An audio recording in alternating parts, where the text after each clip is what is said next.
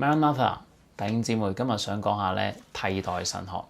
替代神學咧係 replacement theology， 即係話咧當新約耶穌基督嚟臨建立咗教會嘅時候咧，教會咧已經取代咗以色列嘅位置。神對以色列咧已經冇乜特別嘅揀選。一個相信替代神學嘅人咧，佢哋會相信咧讀到舊約嘅時候講到關於以色列啦、耶路撒冷、錫安呢啲嘅經文嘅時候咧，嗰啲嘅應許咧已經自動過戶咗俾佢教會。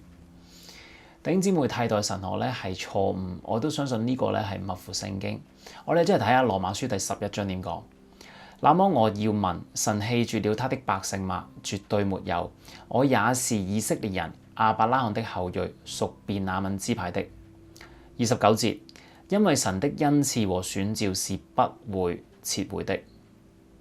當保羅講到咧，佢話我就係以色列人、亞伯拉罕嘅後裔、便雅憫支派嘅時候咧，佢唔係講緊自己係新以色列人啦，或者屬靈以色列人啦。佢唔係講到咧，我哋教會就係屬靈以色列。佢講到以色列嘅時候咧，佢真係講緊肉身血緣上、血統上咧係雅各嘅後裔。保羅話我自己血緣上咧都係以色列人，所以咧我更加唔會相信咧神對以色列嘅恩典啦、恩召啦、揀選咧係會廢去。神對佢嘅子民咧，以色列係冇廢去到。第一節咁講，佢話神棄絕佢嘅百姓嗎？保羅直接話絕對沒有。點解咧？因為神對以色列嘅揀選咧係一個恩典嘅揀選，而呢個揀選咧係唔會廢去。既然冇任何嘅好行為善行令到咧以色列配得神嘅揀選，所以同樣地都冇任何嘅壞行為惡行咧令到咧以色列會喺神嘅恩典揀選裏面咧去被棄絕。因為神揀選以色列完全唔係因為以色列嘅好，係因為神嘅恩典、神嘅良善。所以即使咧大部分嘅以色列人拒絕咗福音，佢哋冇成為基督徒都好啦，但係神對以色列整個國家咧仍然維持咗神對佢一個特別獨特嘅揀選。所以我哋唔相信咧教會已經取代咗以色列，更加唔相信我哋基督徒咧會話自己係新以色列啦，或者屬靈以色列。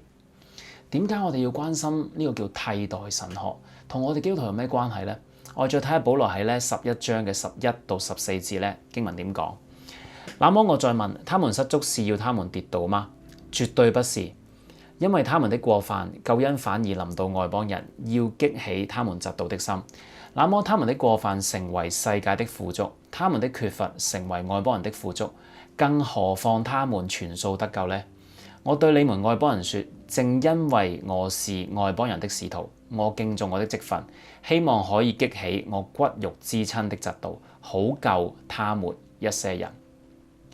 呢個經文講到咧，當以色列人咧拒絕福音嘅時候咧，福音呢個救贖咧就能夠有機會咧臨到去外邦人。而當外邦人得救嘅時候咧，就係要激發翻以色列人嘅嫉妒嘅心。呢個嫉妒嘅心咧並唔係負面，其實係正面嘅。講到我哋外邦人，既然本來喺神嘅計劃裏面咧係局外人，但係因着信心，我哋都可以咧去接上神嘅救贖計劃嘅時候咧，我哋就更加激發翻本來同神有立約嘅以色列人都可以進入呢個救恩裏面。所以呢個叫激發嫉妒咧係正面，即係話我哋外邦人咧去激發翻咧以色列人去相信耶穌基督，得着呢個救恩。保羅喺12節都講到啦，佢話佢哋咧係會全數得救。所以作為我哋今日外邦嘅信徒，我哋明白替代神學係錯誤嘅。我哋並沒有取代到以色列，神對以色列仍然有一個好特別嘅計劃，而呢個計劃咧係影響到咧我哋信徒明白神喺末世裏面嘅心意。作為一個外邦信徒，我哋今日嘅命召，我哋今日嘅使命咧，就係要為以色列祈禱，為佢哋咧接受福音啦，為佢哋嘅國家嘅祈禱。詩篇122篇都咁講，佢話你哋要為耶路撒冷求平安。當講到耶路撒冷嘅時候咧，唔係象徵嘅教會，係真係講緊耶路撒冷呢個城市。因為神話咧，耶路撒冷就係大君王嘅城市。耶穌喺末世翻嚟嘅時候咧，就會喺耶路撒冷咧建立佢嘅寶座，建立佢彌賽嘅國度。